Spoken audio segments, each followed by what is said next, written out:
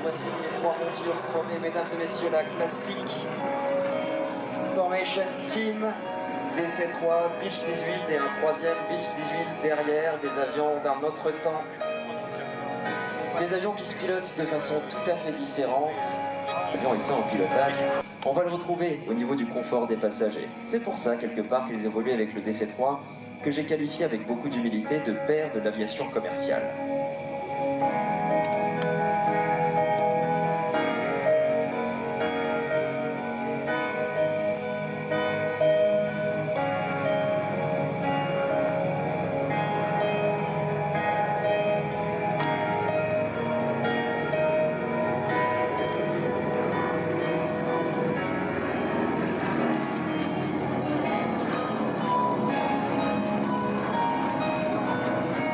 Oui, on est pile au milieu des années 30 et Cyrus R. Smith, qui était président d'American Airlines, cherchait absolument un nouvel avion. Un avion qui allait remplacer l'avion précédent qu'il exploitait en majorité, qui s'appelait le Douglas DC-2.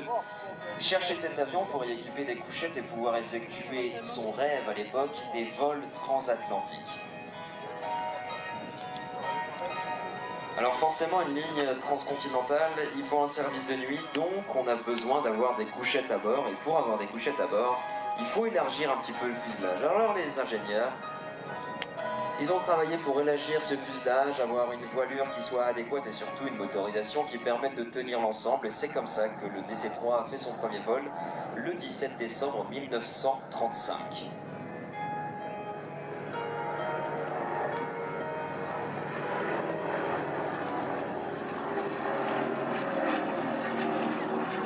Cet avion effectue la transition. Pour rappel, 32 ans jour pour jour, après le premier vol des Fairwrights, cet avion a fait son premier vol. Et seulement 34 ans après le premier vol de cet avion, à la fois on marchait sur la Lune et en plus de ça, on faisait voler le Concorde. Il est véritablement le pont entre l'aviation présidentielle et il a été adapté pour pouvoir servir d'avion militaire. On parlera alors du Douglas C-47 et ça on y reviendra tout à l'heure à l'occasion du dîner.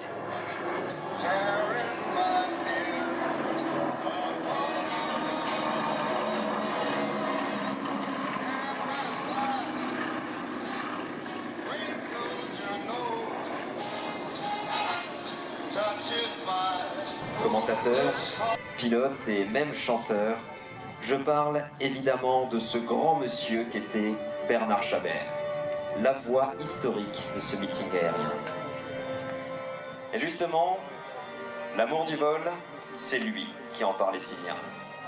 Non, on vole parce qu'en volant, on s'élève, déjà. Ensuite, parce que regardez toutes les religions, toutes les croyances, il n'y en a pas qui placent le paradis, le bonheur absolu et ineffable, qui place ça ailleurs que là-haut, au ciel. Personne ne rêve d'aller finir dans les entrailles de la terre et dans les flammes éternelles. Encore une fois, toutes les croyances, peu importe. Paul, comme tu as vécu ta vie, rock'n'roll. C'était une voix et c'était un business. Oui, c'est ça. Vous connaissez ce monsieur que j'avais vécu à cette époque. Ils vendent la ferraille sur le marché. C'est le soir, pardon, on fait ça, monsieur. Sa femme est bien cotée sur le marché. International de la beauté. Il va en Californie. Ah, Il va en Californie.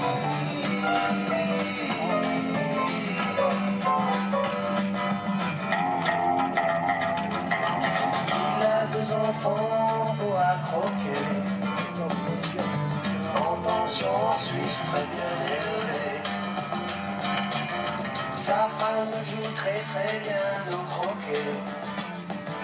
Elle est indispensable en société. Il part en Californie, qui l'accompagne au bout de la terre.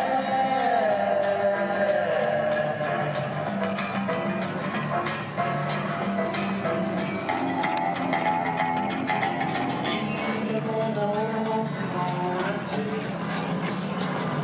Il paye au-delà décontracté.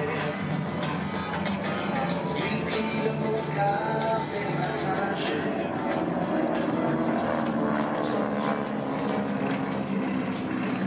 Il part en Californie.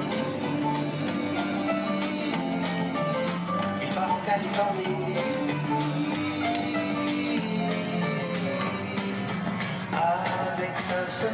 Pour comprendre ce qui se passe exactement dans la machine, pour comprendre exactement comment évoluer leur moteur dans des conditions chaudes comme aujourd'hui, vous doutez que ces moteurs ils sont mis à rude épreuve et que tout au long de la journée, heureusement qu'il y a des mécaniciens qui veillent dessus pour qu'ils puissent voler comme ils le font, car ne vous méprenez pas, lorsqu'il y a un mécanicien et un pilote dans une pièce, l'avion lui appartient bien au mécanicien et c'est lui qui va le prêter bien gentiment à son pilote.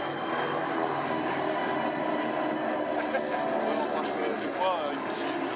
C'est pour ça que ah ouais, ça va, ça va. On va se prendre un peu des comme ça. Ah, mais c'est...